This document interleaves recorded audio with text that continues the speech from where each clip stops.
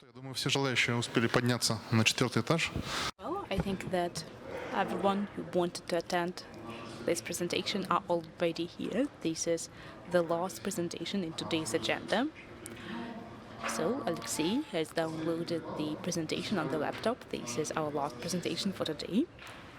In our section, Alexey Lesovsky from Data Aggregate Company. He will tell us about the opportunities of scaling Postgres. Let's welcome him.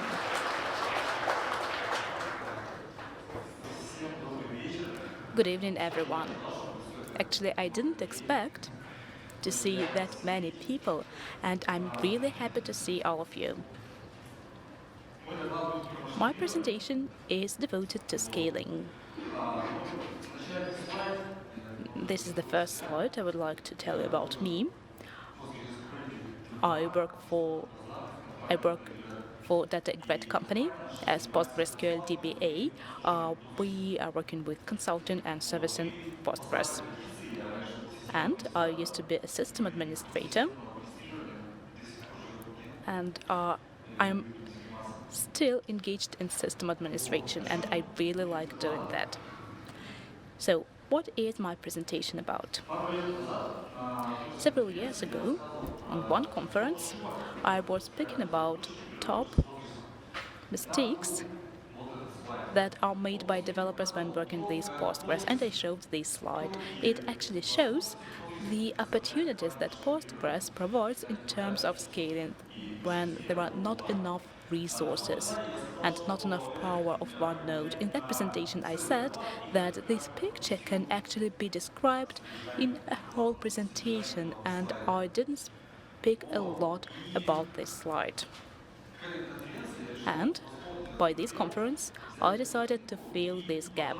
I took this picture and I decided to describe it and describe the opportunities that are present in Postgres to use more power, more resources, and about the way we can scale Postgres. So, I prepared this presentation. It is devoted to scaling use cases. And in this presentation, I will try to summarize the experience that we have accumulated in terms of scaling solutions. The options of scaling that are used by us in our practice for our customers, and to some extent in this presentation. Probably I will not actually share any discoveries with you. I think that most of the issues I will enumerate are already known to you. So this presentation is an attempt to break down this information into sections. And taking into account that it's already 6 o'clock in the evening, I tried not to use some difficult formulas or schemes in this presentation. So this presentation is like a general one. It does not discover any new technologies, any new technological solutions after which you would like to implement something. So, specifically, what will I speak about? I will speak about streaming replication. Who knows streaming replication? Please raise your hands. I need to know it to understand, just to understand the level of details I can go down when speaking about it. I will speak about declarative partitioning. It appeared recently in the 10th release because this is actually a transition zone for us to build more complicated schemes. And I will also touch upon built-in sharding. Actually, my colleagues and I frequently hear this question: how can we horizontally scale Postgres? And this question is quite complicated in my opinion. I tried to answer it. And in this presentation, I will actually share with you my answer to this question. And what I will not speak about. I will not touch upon the issues of planning the scheme and prefactoring scheme for a future sharding.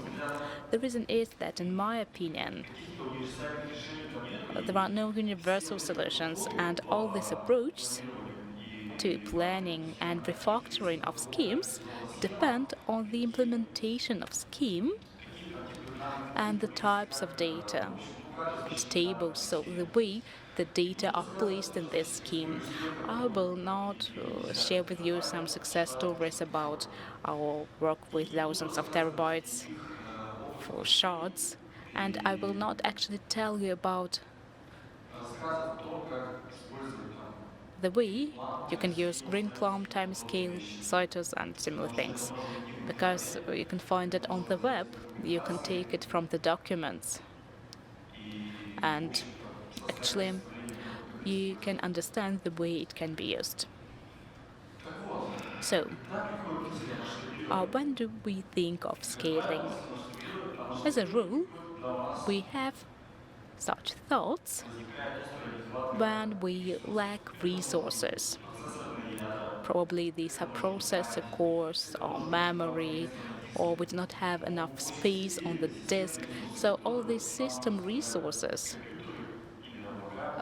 that we have in our computers or clouds, or we can think about scaling when our management or business gives us a task to scale for several data centers.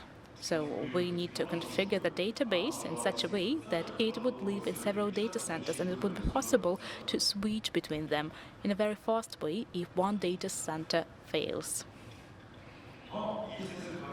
And there are several issues when we do not really need to think of scaling, and I decided to add this slide recently.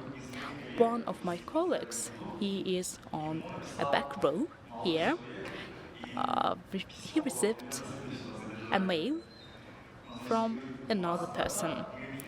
This person wrote the following: we have a startup, we are preparing MVP, and in advance I decided to think of sharding in our database so that later, potentially, we would have fewer problems when we need this sharding. So it was an interesting email, and we answered him that on the stage of MVP projecting, it's not necessary. When a problem appears, it will be solved. So you do not need scaling when all the data fits into your short-term memory, into your RAM memory. And when a project is on the stage of planning, on the stage of launching, you do not have to think about scaling, because actually, as a result, you need to spend additional time on the development, maintenance, and the project becomes more complicated. If you create some Ansible rows, or if you write automation, you need to include some information on the database and scaling, and you spend more time on writing recipes, maintaining them, and testing them. And this is pre-term optimization. So, this is a discutable issue actually, because some people try to plan everything in advance. They want to optimize it for some scenarios of use that they will have in future, but other people think that this is pre-term optimization and it is not necessary. So this is a controversial issue, but I think that pre-term optimization is not necessary because probably we will not need it in the end, but we spend time on it. And when do we need scaling? We need scaling when we have exhausted the resource of query optimization. So you receive reports on the work of your database, and you had already optimized all queries. You built the necessary number of indices. All the indices are used. You rewrote non-optimal queries, so you cannot optimize anything else. All the queries are optimal, but the resources for their processing are not sufficient. When you exhausted the resource of data scheme, you have tables. you eliminated everything unnecessary from these tables. All JSON in JSONB fields are optimized. They are represented in specific columns, or some unnecessary additional fields in these JSONs were eliminated. You do not store garbage in the base, so the scheme was optimized and it stores only necessary information. And you exhausted the infrastructure resources, both hardware, for example, you do not have enough cores and the use of processors is up to 100, or you exhausted the opportunities provided by your software. For example, on every base you have PG Bouncer, it optimizes the number of connections, and still that is not enough. So, speaking about scaling, the easiest and most popular way is to use streaming replication. Who uses streaming replication? I think that everyone does. Streaming replication, it means that there is a master. The master streams transaction logs on replicas. That is simple. And the streaming replication itself is convenient because the nodes, these replicas, can be hard standby nodes. We can switch to them if the master failed, and we can send read-on-read traffic to them. This is an opportunity for scaling. If master cannot cope with the load, then part of read-on-read traffic can be switched to replicas. And in my opinion, this option, well, the option of sending read-on-read traffic to replicas is often underestimated, and it is not frequently used. In many customers, when administering databases, we can see that master is loaded a lot, and replicas are not actually used for queries. And in my opinion, this is a major drawback because these idle resources, so that they are idle. You're just waiting when master dies and you'll be switched to replicas. So these resources are idle. That is not optimal. So when speaking about scaling, we should start from replicas. And there are problems here.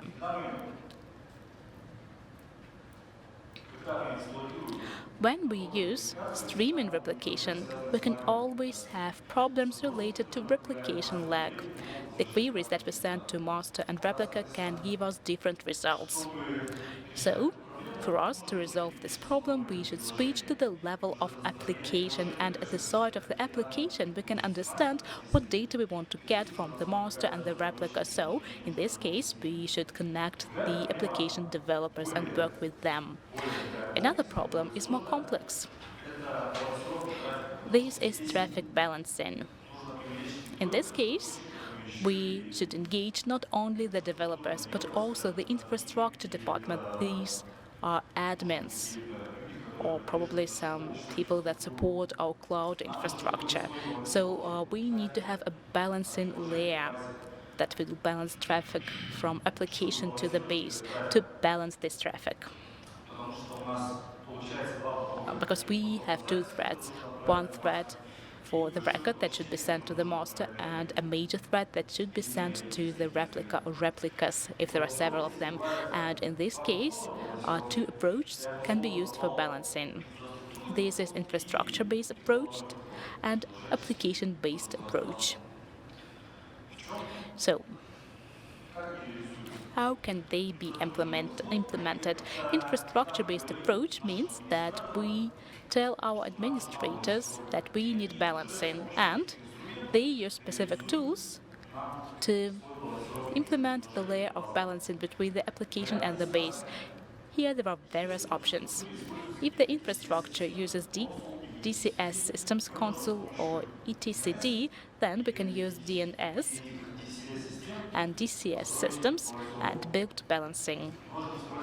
We can use more popular method, that is the use of separate balancers such as hub proxy and additional things such as confd, console template, because they define the configuration of the balancer dependent on the changes of Postgres cluster topology. For example, master role is on a different host, and the balancer should somehow record these changes to resend the traffic to the necessary nodes. So additional tools can be used here. And we always need fault tolerance at the level of the network because we have IP address, we have DNS name that is specified in DCS or application configs, and the application addresses this name to the database through the layer of balancing. So, if IP address belongs to a node, a balancer, and this node disappears, we should have this address available. We should switch it to a different node, and we can do it with Keep Alive or VRRP or similar things that will implement it on hardware or software level. Application-based balancing.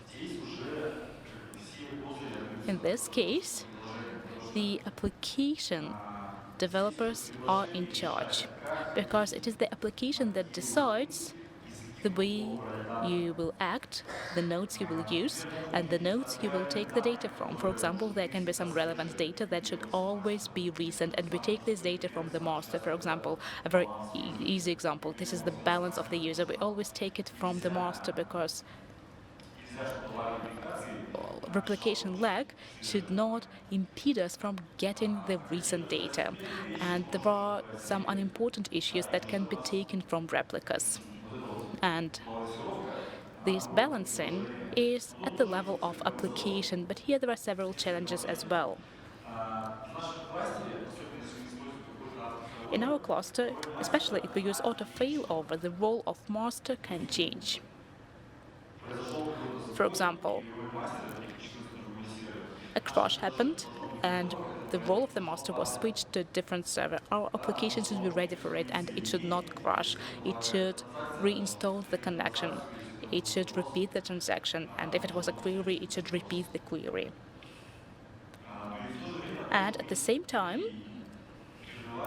we need to have circuit breaker so that our database will not face a situation when a huge flow of queries come from the application, so you shouldn't spam the base. On the one hand, it looks quite simple, but it is quite difficult to implement all of that in the application, although there are modern trends in the development of applications, and they actually define these conditions. There is a pattern. This is 12-factor application, and these factors include these approaches that the application should implement these operation modes. Where and how do we use it? Well, probably I spoke too much about balancing. Where and how do we use this streaming replication? In many customers, hot standby is present, but it is not used. And when we speak about allocating resources, we say that part of the traffic can be transferred to replicas. We say that it will be better. We have some read traffic, and we can also transfer analytic queries there. And master will have less load, and we will scale the load that comes from the application. And these replicas are also used for backup. So backup copies are taken from them, they are stored somewhere, so the load is taken from master. This is a bonus of replicas. But as I said, there are drawbacks. The main one is replication lag. And when we use it, we should monitor replication lag for it to be as low as possible. And there are several issues here that can result in replication lag. Some heavy queries, vacuums, especially if there are several of them, some bulk operations on data change, bulk deletes or bulk updates, and there are actually options that help us to mitigate the impact. The impact of these operations. And we should use these operations. For example, if we do bulk updates, we should do it in small batches. If we work with vacuum, we should optimize the configuration of vacuums when a lot of them can work and it will not affect disk performance. And if we use some queries on replicas, sometimes long queries are cancelled and we should be ready for it. This is the conflict of recovery when the execution of this query actually contradicts the recovery of transaction log, and this is a frequent problem. We, in that case, change configuration file. Also, there is the so-called bloat, when tables and indexes, they blow up when there are long queries, especially when hot standby feedback option is on. It delays the vacuum and cleanup of dead strings on the master and increases this bloat. If we use stream replication, we see pluses and minuses with scale Postgres on the one hand, but there are some issues, some stumbling blocks. We should remember there is no solution which is positive in every respect. Well, we do have a master for record, and scaling of a record is limited by the capacity of one node. I will then tell you what the options are. Reading can be scaled through increasing the number of replicas. Let's look at it from another perspective. When it's not that we have the shortage of resources, but we have the shortage of space for storing data, and all needed data cannot be taken into separate services and cannot be stored there. In version 10, released in 2018, if I remember well, declarative partitioning was introduced. It used to be done on triggers. It wasn't very handy. You had to write functions for routing. It wasn't easy. Now it is easier. We have declarative partitioning, which is set quite quickly, and the available partitioning on the triggers, it can be easily migrated to declarative. This is a good tool in Postgres, but it is not directly related to scaling. That's why I will not dwell on it too much. The best option of using declarative partitioning is for archive data, which is recorded and read on a regular basis, so we do not change them. So we have hot head data and cold archive, the cold tail, so to speak, that we read on a rare occasion. So when we use declarative partitioning, it makes it easy to control space, because data is separated into sections and we control sections. If we can break it into sections, we can archive those data, download it, place it in a different storage. Moreover, those separate saved partitions in the form of copies through foreign data wrappers can be connected to Postgres, and we can retrieve data from there if necessary. For example, there is a file, foreign data wrapper, which helps connect CSV files in the form of tables into the database. There are S3 foreign data wrapper, an official one, which can help read through C3 and be connected in the form of tables. You can always think of an arrangement, of a scheme, when developers need data, and data must be connected quickly. So we should keep that option in mind, because sometimes it is necessary, it is needed. How do we use it? With one of the customers, we operate a database with 7.6 terabytes. There are a lot of data placed on several table spaces, and it is not always easy to control them, especially when there is shortage of local table spaces. We resolved it. We put all table spaces in one and eliminated that issue. or called archive is called in was stored in S3, we download the unnecessary partitions and put them in S3. The archive takes up only 1 terabyte without indices.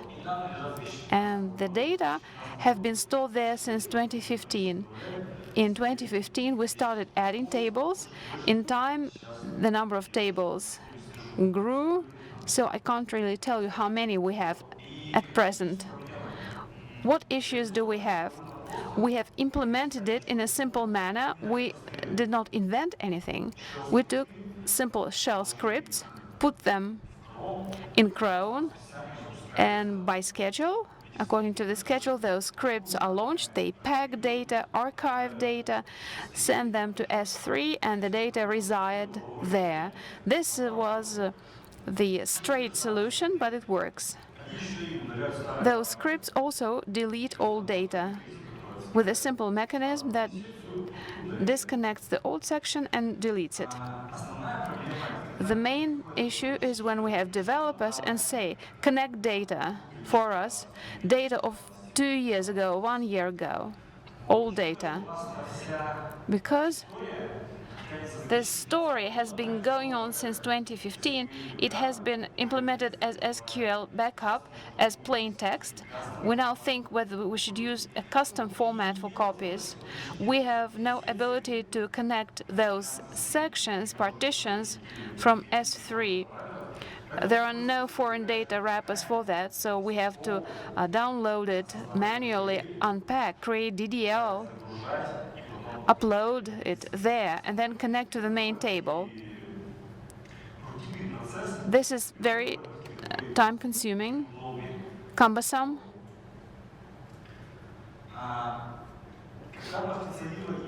When partitioning is not enough.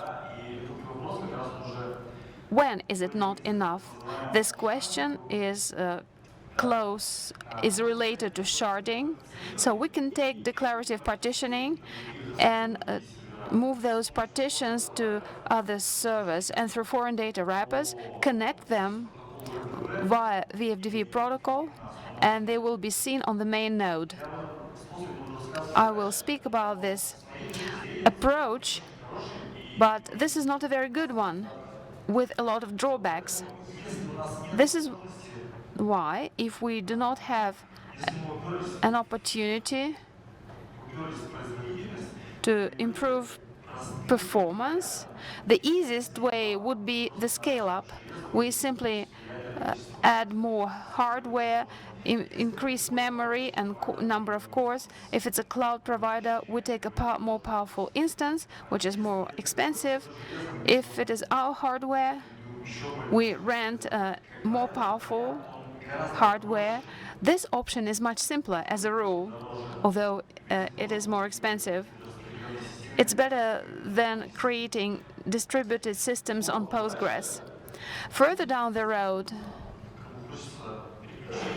there is an option for strong people who like switching and who is ready for challenges. So you can do sharding. You can take unrelated Postgreses on separated services, and one of those nodes can be assumed as a master node and do declarative partitioning, a table based on declarative partitioning, and other sections should be placed on other nodes, and through foreign data wrappers you can connect those tables to the master node. So the application, as it works with the master node, it will operate with our page nodes and take data from there. But in reality, the application will think that it operates only with one node. Is there any other option? I don't think so. The Postgres does not offer any other opportunities. This is the only one. But there are issues. This is not an ideal approach, but I don't see any other options, because there are no tools to implement other schemas. We can take separate products like Greenplant, PostgreSQL, Citus. They do have their own drawbacks, but give the user additional functionality in terms of horizontal scaling. Both those options and the solution that I've just described, they have the same issues. For instance, high availability drawbacks. All page nodes must be supported by replicas, because if the node is out of order, we lose data, and we need a replica in order not to lose those data. Not the best performance is another issue. If we take, let's take PostgreSQL Citus DB two-phase commit. This is not a fast one. If there is a slow network, data exchange and coordination among all stakeholders of the quorum, participants of the quorum, all this will take time. It will be slow. If we take the option with declarative partitioning and foreign data wrappers, there will be no two-phase commit there. And we can directly write into page nodes. We can write data into them, but we should keep track of the data being coordinated. This is quite a challenge, so before you do it, think twice. And performance is an issue. I used to do a benchmark. I just took some dumb nodes with 2 cores, 2 gigabytes of memory, and I did some benchmarking. I compared this arrangement with declarative partitioning and foreign data wrappers. I took a small data set that could fit the memory to mitigate reading from the disk, not to include disk reading into the performance. And I tried to see how it worked. The table was simple, made of 3 fields, timestamp and 2. So the queries were simple. First is select by the first key, by the primary key. Baseline. These are cases as if they lived on one host. In the second case, it is sharding, as if the data were placed on page nodes and we would be working with a master node. The difference in the time of queries is 6 times. Well, it's about milliseconds, 0.5 milliseconds, and in the second case, it was 2.9 milliseconds. From the unloaded perspective, it is possible, but those milliseconds may play a big role in some cases. Let's take several strings. So in this query, we take 1,000 strings. Time goes up from 2 milliseconds to 26 milliseconds. So the difference is 9 times. Then let's calculate the aggregate for those data. Time has remained pretty much the same. It used to be 26 milliseconds, now it is 24. Pretty much the same. And the final option is the update. We do update on the primary key, and the difference was 5 times as with the first query. So we can see that this solution with declarative partitioning and foreign data wrappers, it is not the fastest one. But I later thought that it would be better to do a test when page nodes were on one node. Here we face the network performance, but it would be great not to account for the network performance and see how it operates on one node, to see the overhead of the Postgres itself. But I got this idea quite late, so I didn't do it actually, I didn't test it this way. What are other options? There is PostgreSQL with 2-phase commit, as I said. It is slow.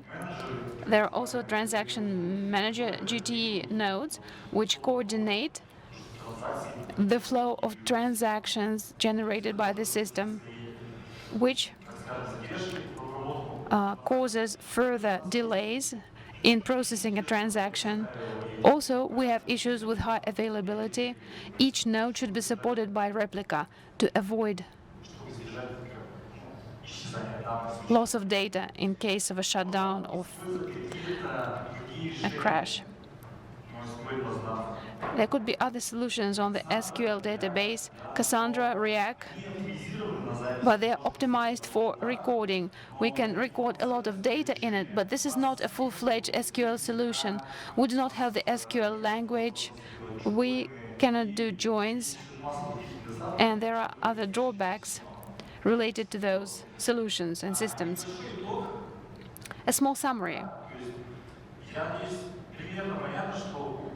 I hope you understand that Postgres is limited in terms of scaling. We can easily scale chaining, but as far as reading is concerned, it is not easy. We have streaming replication, and we can create a lot of replicas and direct reading there. But as far as recording is concerned, we are limited with the capacity of one node. We can think of other solutions, but those solutions will be for a fee. They will not be free, and they will also have their pros and cons.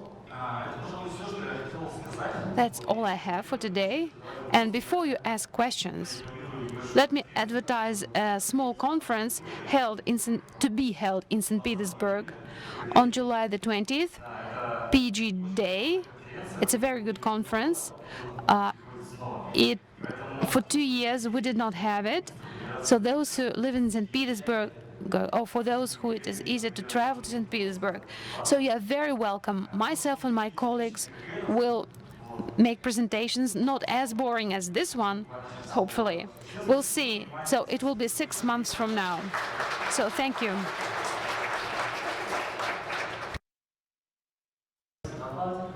Thank you for your presentation. So you mentioned host and buy, and 13.5 item of Postgres manual, a warning: host and buy does not support all levels of isolation. For instance, the master does repeatable read if it is serialized. Then there might be some nuances on the replica. It was only a comment. Yes, indeed. There are some nuances. Serializable, these are rare cases. It is not all. It is needed on a very rare occasion. I have 2 questions. When sharding, when you have the master base that can go to other bases. So the question is, there might be a lot of data. Data might be different. It might change within one transaction. So in this case, how will this transaction take place? If it is about the master database, it will work as with regular Postgres. So there will be all appropriate blockages as when we work with a transaction, and there will be limitations imposed by the foreign data wrapper. So check the documentation to understand how it operates in difficult cases in the transactional mode. So in other words, if data changes in the master base and in some of the shards, how it's going to be coordinated. So we can use sharding, and in case of sharding, they'll be recorded in the local data in some local table, and we will have recording in the partitioning table. And then the query will go to the foreign data wrapper to the page table, and changes will be made. As to Postgres, from the Postgres perspective, the operation will be the same. There will be some nuances with the foreign data wrapper operation. But from the application point of view, no changes will be needed. For the application, this is the master table, and the sharding will not be noticeable, and it will be transparent. Thank you. Thank you for your report. A question on the PPL proxy. Why did you mention this? PL proxy is a complex thing with a very steep learning curve. If you really want to use it, you can do it. But a young gentleman came up to me asking, he asked about PGQ documentation. Very little documentation is available. So my answer would be yes, you can do it, but we haven't done it with any of our customers. But indeed, we can use SQL proxy and build proxy sharding on QL proxy procedures. Thank you.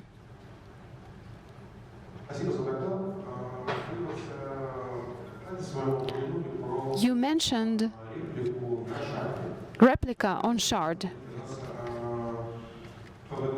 PVD table is looking into the master base, and from this master base we have a replica, and at this point, yes, all queries are suspended at this point. So yes, there's only one solution. We replace DNS. So the sharded replica. Yes, this is an additional difficulty. As I said, this solution is only for strong people. It is not easy to understand how to handle it in the beginning. Well, yes, there are some options here. You can stream it, but I think that this mechanism ignores actually your attempts of deleting it, and well, I do not have a solution. Using debugging tool, well, that's a good way.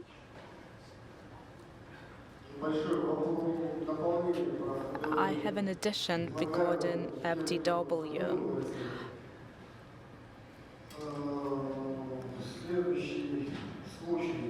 So I can comment on the following case. The user of the debugger is the user of the database, and the roles regarding queries, samplings, updates, inserts, deletes are arranged not only at the level of the application but also at the level of the database, inside the database. So these are the stored procedures, not the stored procedures, but specific tables for fulfilling specific functions, specific views, all of that. So the rights are described in the DBMS, in the tables, in the system tables. So here's the question. Well, yes, it is possible, but these are additional costs for maintaining and implementing. Well, I've just thought about it. Quite possible that we can give statement timeouts, log timeouts for queries, so that if this replica fails, these queries will be cancelled when timeout is due. And how can we substitute the replica? Look here, our task is to kill the activity and do maintenance after that. For example, we short the activity by timeout. We were lucky enough and we shorted, and at this moment we make alter for user mapping and server mapping. Probably yes, because this is DDL. Well, yes. It's difficult to make up something at once. Probably we can set some maintenance to the application. We can inform the application that we are degrading, and part of the data that were shared, that were sharded, cannot be used right now. The application can see that we should degrade smoothly, and that's okay. It returns some error to the user, for example, repeat this query later, and during this time we do maintenance automatically. But these are like crutches.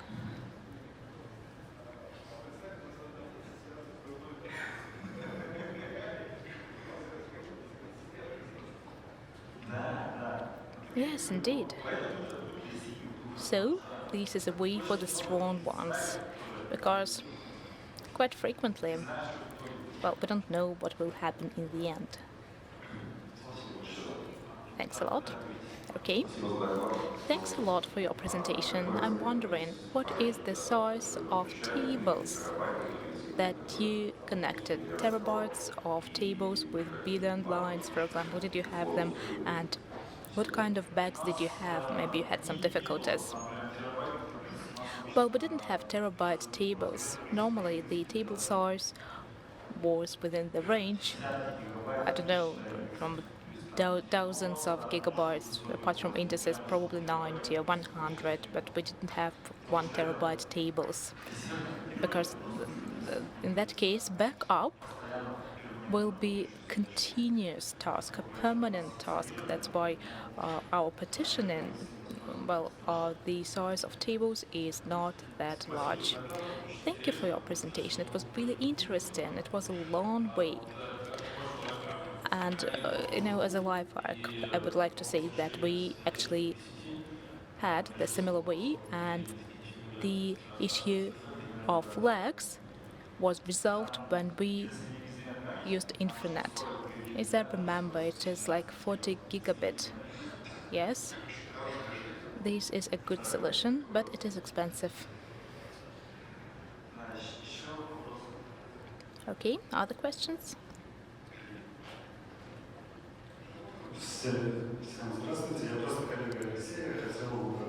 Well, I'm Alexey's colleague, and I would like to add another option of native partitioning with inbuilt tools of Postgres, when you can get multi-master that uses the features of logical replication.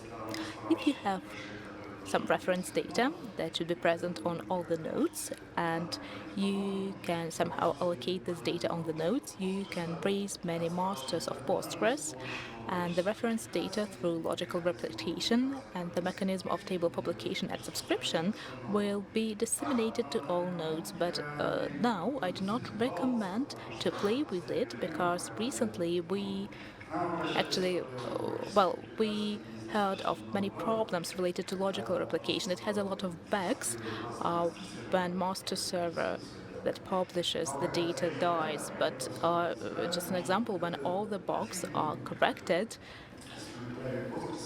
the native tools of Postgres can be sharded separately, but you need to understand that this application should be able to work, and it should understand that you have a lot of different masters without foreign data wrapper. And foreign data wrapper is an instrument when you have one point master server and you don't really care where the query goes after that, and in this case you will have to care about it, but you can write it the way you want and where you want. This is a brief addition. Thank you.